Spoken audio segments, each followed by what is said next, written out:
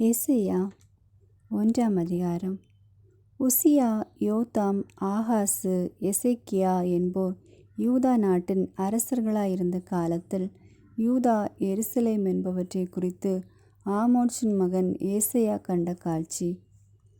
கடவுள் தம் மக்களை கண்டித்தல். விண்வெளியே கேள், மண்ணுலகே செவிகொடு. ஆண்டவர் திருவாய் மலர்ந்தருளுகின்றார். பிள்ளைகளை பேணி வளர்த்தேன், அவர்களோ எனக்கு எதிராக கிளர்ந்தெழுந்தார்கள். காளை தன் உடைமையாளனை அறிந்து கொள்கின்றது. கழுதை தன் தலைவன் தனக்கு தீனி போடும் இடத்தை தெரிந்து கொள்கின்றது. ஆனால் இஸ்ரவேலோ என்னை அறிந்து கொள்ளவில்லை, என் மக்களோ என்னை புரிந்து கொள்ளவில்லை. ஐயோ, பாவம் நிறைந்த மக்களினம் இது, அநீதி செய்வோரின் கூட்டம் இது, தீச்செயல் புரிவோரின் வழிமரபு இது. கேடுகட்ட மக்கள் இவர்கள். ஆண்டவரை புறக்கணித்து விட்டார்கள், இஸ்ரவேலின் தூயவரை அவமதித்து விட்டார்கள், அவருக்கு அந்நியராய் ஆகிவிட்டார்கள். நீங்கள் ஏன் தொடர்ந்து வன்முறையில் ஈடுபடுகிறீர்கள்? என் கையால் பட்ட அடி போதாதா? உங்கள் தலையெல்லாம் வடுக்கள், இதயமெல்லாம் தளர்ச்சி. உள்ளங்கால் முதல் உச்சந்தலை வரை உங்கள் உடலில் நலமே இல்லை. ஆனால் காயங்கள், கன்றிப்போன வடுக்கள், சீல் வடியும் புண்களே நிறைந்துள்ளன. அங்கே சீல் பிதுக்கப்படவில்லை, கட்டு போடப்படவில்லை, எண்ணெய் பூசி புண் ஆற்றப்படவும் இல்லை. உங்கள் நாடு பாழடைந்து கிடக்கிறது, உங்கள் நகரங்கள் நெருப்புக்கு இரையாயின. வேற்று நாட்டினர் உங்கள் கண்ணெதிரே உங்கள் நாட்டை விழுங்குகிறார்கள். வேற்று நாட்டினரால் வீழ்த்தப்பட்ட உங்கள் நாடு பாழடைந்து கிடக்கிறது. மகள் சீயோன் திராட்சை தோட்டத்து குடில் போன்று, வெள்ளரி தோட்டத்து குடிசை போன்றும், முற்றுகையிடப்பட்ட நகரம் போன்றும் கைவிடப்பட்டாள். படைகளின் ஆண்டவர் நம்மேல் சிலரையேனும் எஞ்சியிருக்க செய்யாவிடில் சோதோமை போல் நாம் ஆகியிருப்போம், கோமோராவுக்கு ஒத்தவர்களாயிருப்போம். வெளிவேடக்காரருக்கு எதிராக. எருசலேமே, உன்னை ஆளுகிறவர்களும் உன் மக்களும் சோதோம் கொமோராவை போன்றவர்களாயிருக்கின்றனர். நம் ஆண்டவரின் அறிவுரையை கேளுங்கள், அவர் தம் கட்டளைக்கு செவி சாயுங்கள். எண்ணற்ற உங்கள் பலிகள் எனக்கு எதற்கு என்கிறார் ஆண்டவர். ஆட்டுக்கிடாய்களின் எரிபலிகளும் கொழுத்த விலங்குகளின் கொழுப்பும் எனக்கு போதுமென்றாகிவிட்டன. காளைகள், ஆட்டுக்குட்டிகள், வெள்ளாட்டு கிடாய்கள் இவற்றின் இரத்தத்திலும் எனக்கு நாட்டமில்லை. நீங்கள் என்னை வழிபட என் திருமுன் வரும்போது இவற்றை எல்லாம் கொண்டு வந்து என் கோவில் முற்றத்தை மிதிக்க வேண்டுமென்று கேட்டது யார்? இனி காணிக்கைகளை வீணாக கொண்டு வர வேண்டாம். நீங்கள் காட்டும் தூபம் எனக்கு அருவருப்பையே தருகின்றது. நீங்கள் ஒழுங்கீனமாக கொண்டாடும் அமாவாசை, ஓய்வு நாள் வழிபாட்டு கூட்டங்களை நான் சகிக்க மாட்டேன். உங்கள் அமாவாசை திருவிழா கூட்டங்களையும் என் உள்ளம் வெறுக்கின்றது. அவை என்மேல் விழுந்த சுமையாயின, அவற்றை சுமந்து சோர்ந்து போனேன். என்னை நோக்கி உங்கள் கைகளை நீங்கள் உயர்த்தும் போது பாராமுகத்தினனாய் நான் இருப்பேன். நீங்கள் தொடர்ந்து மன்றாடினாலும் நான் செவி கொடுப்பதில்லை. உங்கள் கைகளோ இரத்த கரையால் நிறைந்திருக்கின்றன. உங்களை கழுவி தூய்மைப்படுத்துங்கள்.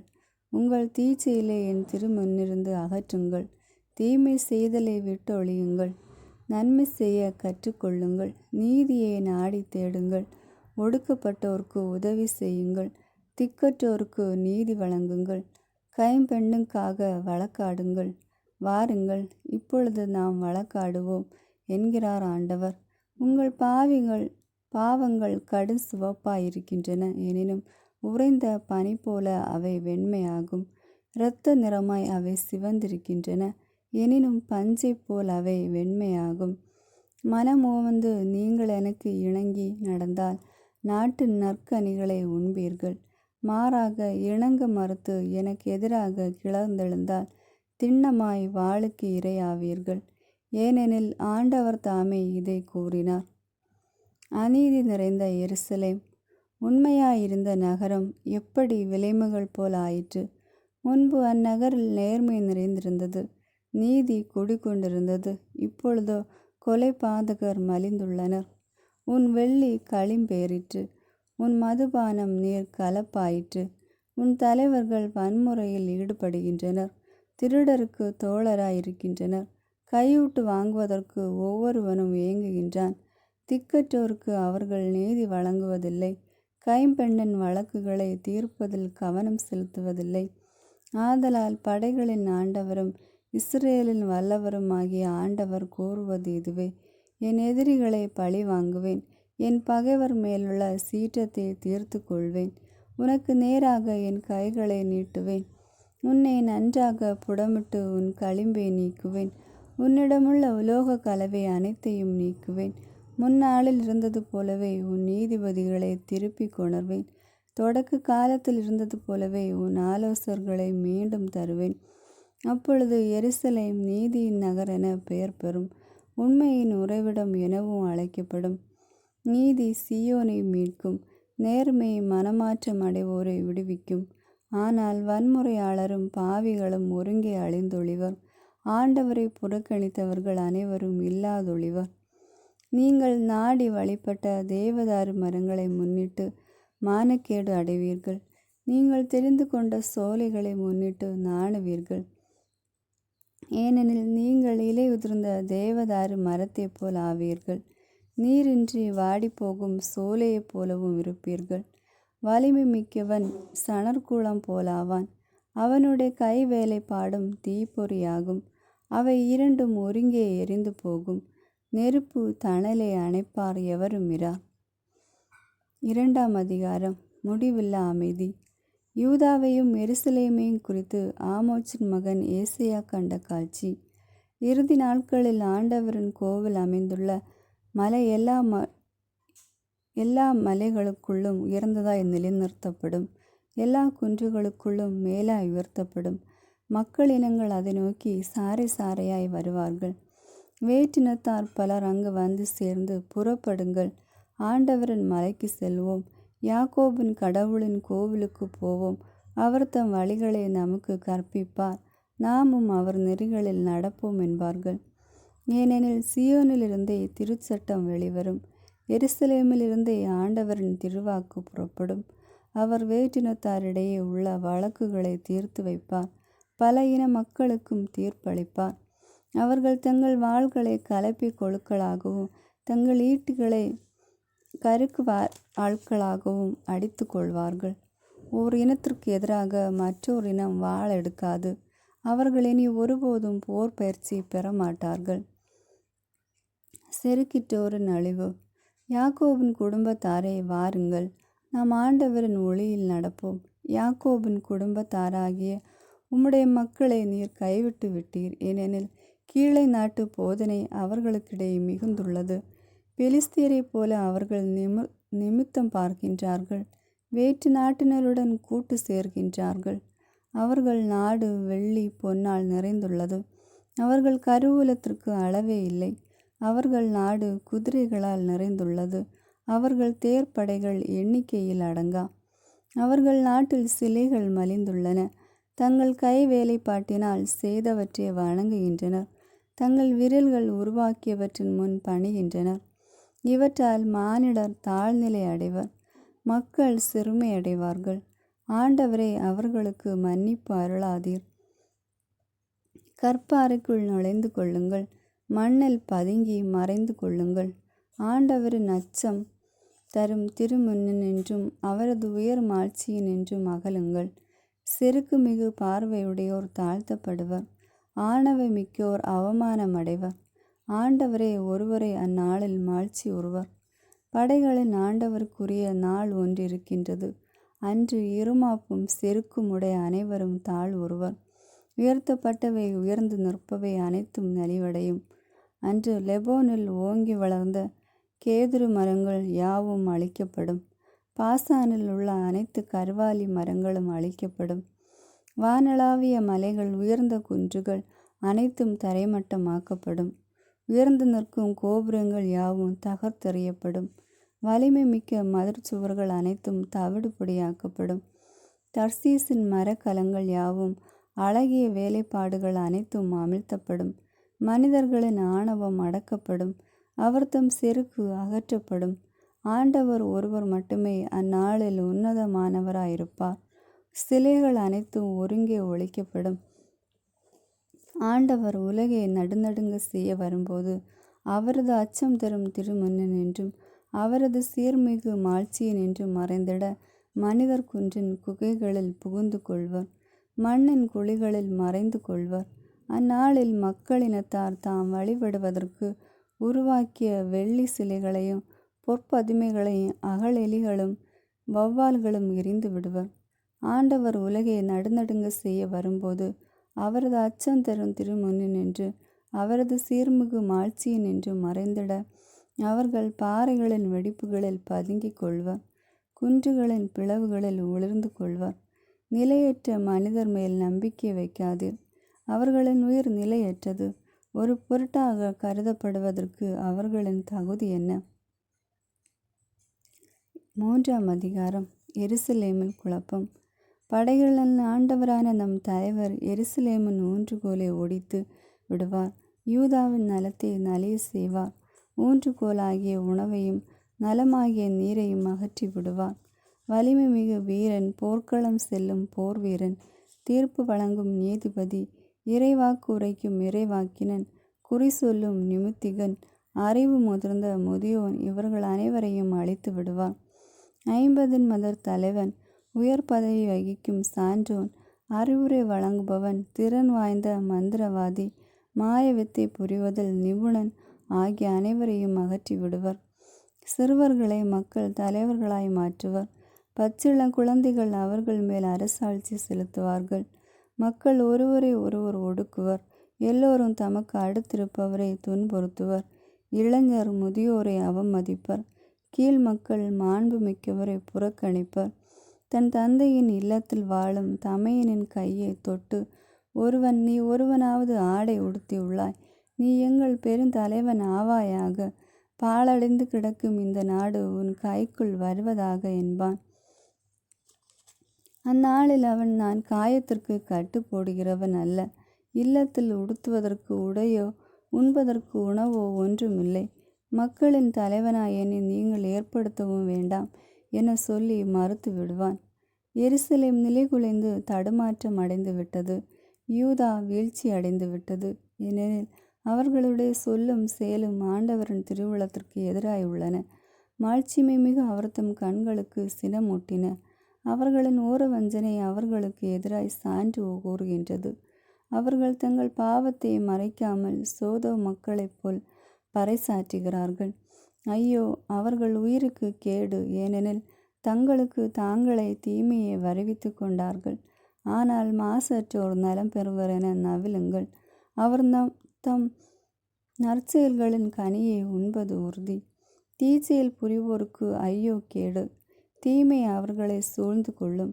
அவர்களின் கைகள் செய்த தீவினைகள் அனைத்தும் அவர்கள் மேலேயே விழும்.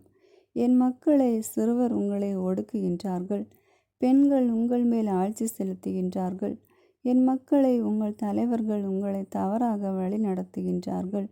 உங்களை ஆள்பவர்கள் நீங்கள் நடக்க வேண்டிய நெறிமுறைகளை குழப்புகின்றார்கள்.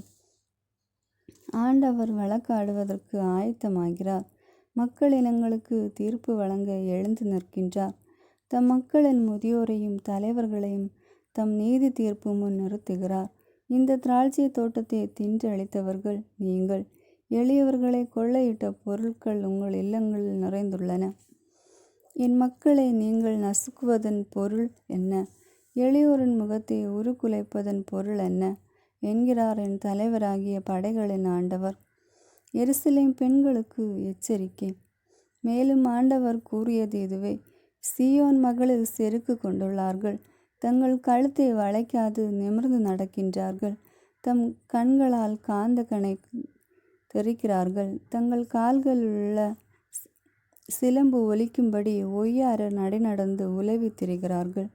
ஆதலால் ஆண்டவர் சீயோனின் மகளிரின் உச்சந்தலைகளில் புண்ணை வருவிப்பார், வழுக்கை தலையர்களாய் அவர்களை ஆக்குவார். ஆண்டவர் அவர்களின் மானத்தை குலைப்பார். அந்நாளில் அவர்களுடைய அணிகலன்களாகிய கார் சிலம்புகள், சுட்டிகள், பிறை வடிவமான அணிகலன்கள், ஆரங்கள், கழுத்து பொற்சங்கிலிகள், கழுத்து துண்டுகள், கை வளையல்கள், தலை அணிகலன்கள், கூந்தல் கட்டும் பட்டு நாடாக்கள், அரைக்கச்சிகள், நறுமண சிமிழ்கள், காதணிகள், மோதிரங்கள், மூக்கணிகள், வேலைப்பாடுள்ள அழகிய ஆடைகள், மேலாடைகள், போர்வைகள், கைப்பைகள், கண்ணாடிகள், மெல்லிய சட்டைகள், குல்லாக்கள், முக்காடுகள் ஆகியவற்றை ஆண்டவர் களைந்து விடுவார். நறுமணத்திற்கு பதிலாக அவர்கள் மேல் துர்நாற்றம் வீசும். கச்சைக்கு பதிலாக கயிற்றை கட்டி கொள்வார்கள். வாரி முடித்த கூந்தலுக்கு பதிலாக அவர்கள் வழுக்கிய தலை கொண்டிருப்பார்கள். ஆடம்பர உடைகளுக்கு பதிலாக அவர்கள் சாக்குடை உடுத்துவார்கள். அழகிய உடல் கொண்டு அவர்கள் மானக்கேடு அடைவார்கள். உங்கள் ஆண்கள் வாளுக்கு இரையாவார்கள். வலிமை மிக்க உங்கள் வீரர்கள் போரில் மடிவார்கள். சீயோன் வாயில்கள் புலம்பி அழும். அவள் எல்லாம் இழந்தவளாய் தரையில் உட்காருவாள். 4ஆம் அதிகாரம். அந்நாளில் ஓர் ஆடவனை 7 பெண்கள் பிடித்து கொண்டு, நாங்கள் எங்கள் சொந்த உணவை உண்டு வாழ்வோம், எங்கள் சொந்த ஆடைகளை உடுத்தி கொள்வோம், உமது பேரை மட்டும் எங்களுக்கு வழங்கி எங்கள் இழிவை நீக்குவீராக என்பார்கள். எருசலேமின் மறுவாழ்வு. அந்நாளில் ஆண்டவரால் துளர்க்கும் தளிர் அழகும் மேன்மையும் வாய்ந்ததாயிருக்கும். நாட்டில் விளையும் நற்கனி வகைகள் இஸ்ரேலின் தப்பி பிழைத்தவர்களின் பெருமையும் மேன்மையுமாய் அமையும். அந்நாளில் சீயோனில் எஞ்சியிருப்போரும் எருசலேமில் தப்பி வாழ்வோரும் புனிதரென பெயர் பெறுவர். உயிர் பிழைப்பதற்கென்று எருசலேமில் பெயர் எழுதப்பட்டோரும் புனிதர் எனப்படுவர். என் தலைவர் சீயோன் மகளின் தீட்டை கழுவி தூய்மைப்படுத்துவார். நீதியின்படி தீர்ப்பிடும் அவரது தன்மையாலும் நெருப்பு தணலை ஒத்த அவரது ஆற்றலாலும் எருசலேமின் இரத்த கரைகளை கழுவி அதனை தூய்மைப்படுத்துவார். சீயோன் மலையின் முழு பரப்பின் மேலும் அங்கே கூடி வரும் சபை கூட்டங்கள் மேலும் மேகத்தை ஆண்டவர் பகலில் தோற்றுவிப்பார். புகைப்படலத்தையும் கொழுந்து விட்டறியும் நெருப்பின் ஒளி சுடரையும் இரவில் ஏற்படுத்துவார். ஏனெனில் அனைத்து மாட்சிக்கு மேல் ஒரு விதான மண்டபம் இருக்கும். அது பகல் வெப்பத்தினின்று காக்கும் நிழலாகவும் புயல் காற்றுக்கும் மழைக்கும் ஒதுங்கும் புகலிடமாகவும் அரணாகவும் அமையும். 5ஆம் அதிகாரம். திராட்சை தோட்டம் பற்றிய கவிதை. என் நண்பரை குறித்து கவி பாடுவேன். என் நண்பரின் திராட்சை தோட்டத்தை பற்றி காதல் பாட்டொன்று பாடுவேன். செழுமை மிக்கதொரு குன்றின் மேல் என் நண்பருக்கு திராட்சை தோட்டம் ஒன்றிருந்தது. அவர் அதை நன்றாக கொத்தி கிளறி கற்களை களைந்தெடுத்தார். நல்ல இன திராட்சை செடிகளை அதில் நட்டு வைத்தார். அவற்றை காக்கும் பொருட்டு கோபுரம் ஒன்றை கட்டி வைத்தார். திராட்சை பழம் பிழிய ஆலை ஒன்று அமைத்தார். நல்ல திராட்சை குலைகள் கிட்டுமென எதிர்பார்த்து காத்திருந்தார். மாறாக காட்டு பழங்களை அது தந்தது. இப்பொழுது என் நண்பர் சொல்கிறார், எருசலேமில் குடியிருப்போரே, யூதாவில் வாழும் மனிதரே, எனக்கும் என் திராட்சை தோட்டத்திற்கும் இடையே நீதி வழங்குங்கள். என் திராட்சை தோட்டத்திற்கு செய்யாது நான் விட்டுவிட்டது இனி செய்யக்கூடியதும் எதுவும் உண்டோ? நற்கனிகளை தரும் என்று நான் காத்திருக்க காட்டு பழங்களை அது தந்ததென்ன? என் திராட்சை தோட்டத்திற்கு செய்ய போவதை உங்களுக்கு நான் அறிவிக்கின்றேன். கேளுங்கள், நானே அதன் வேலியை பிடுங்கி எறிவேன், அது தீக்கிரையாகும். அதன் சுற்றுச்சுவரை தகர்த்தெறிவேன், அது மிதியுண்டு போகும்.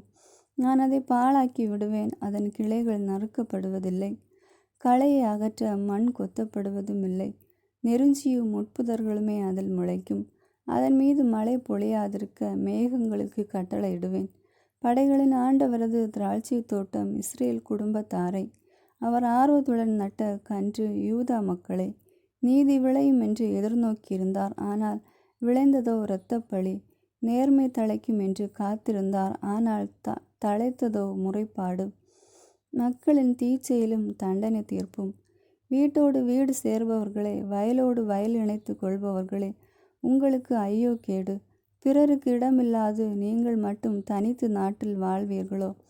என் காது கேட்க படைகளின் ஆண்டவர் ஆணையிட்டு கூறியது இதுவே. மெய்யாகவே பல இல்லங்கள் பாழடைந்து போகும்.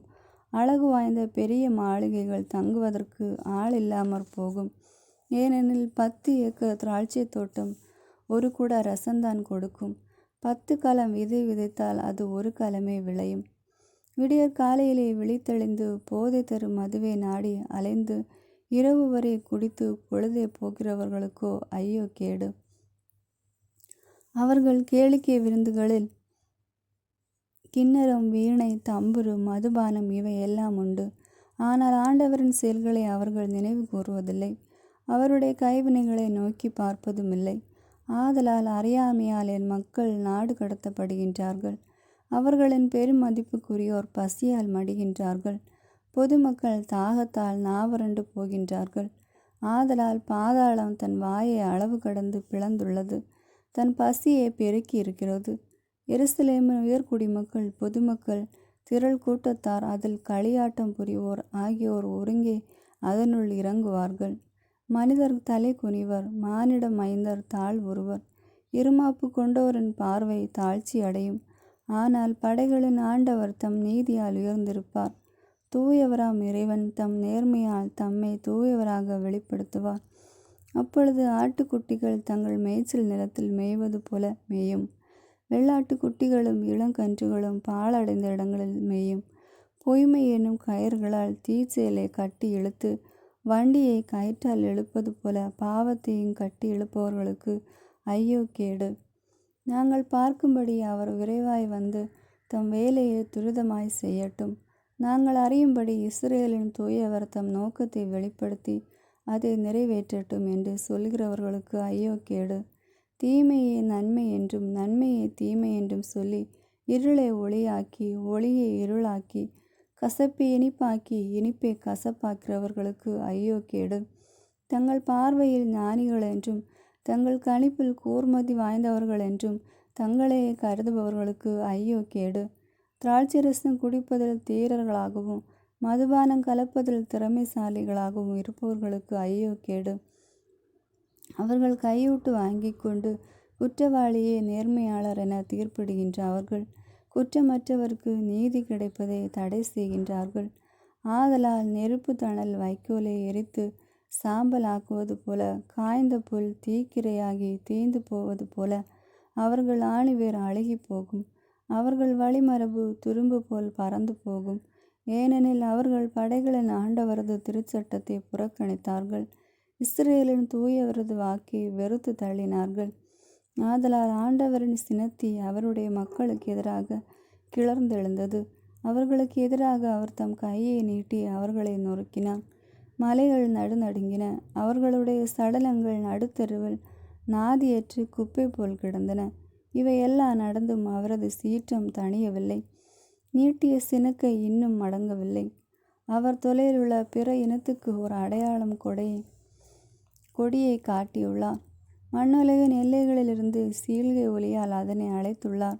அந்த இனம் வெகு விரைவாய் வந்து கொண்டிருக்கின்றது.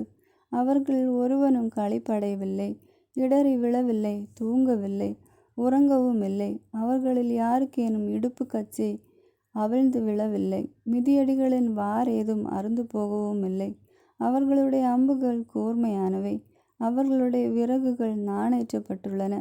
அவர்களுடைய குதிரைகளின் குளம்புகள் கருங்கற்களைப் போல் காட்சி அளிக்கின்றன. அவர்களுடைய தேர் சக்கரங்கள் சூறாவளி காற்றைப் போல சுழல்கின்றன. அவர்களின் கர்ச்சனை பெண் சிங்கத்தினுடையதை ஒத்தது. இளம் சிங்கங்கள் போல் அவர்கள் கர்ச்சிக்கிறார்கள். உருமிக்கொண்டு தங்கள் இரையை கவ்வி பிடிப்பார்கள். யாரும் விடுவிக்க இயலாதவாறு இரையை எடுத்துக்கொண்டு போய்விடுவார்கள். அந்நாளில் கடலின் பேரிரைச்சல் போல் இஸ்ரேலுக்கு எதிராக இறைந்து உருமுவார்கள். நாட்டை ஒருவன் பார்க்கையில் இருளும் துன்பமுமே காண்பான். மேகத்திரள் ஒளியை விழுங்கிவிட்டது. ஆமேன். God bless you.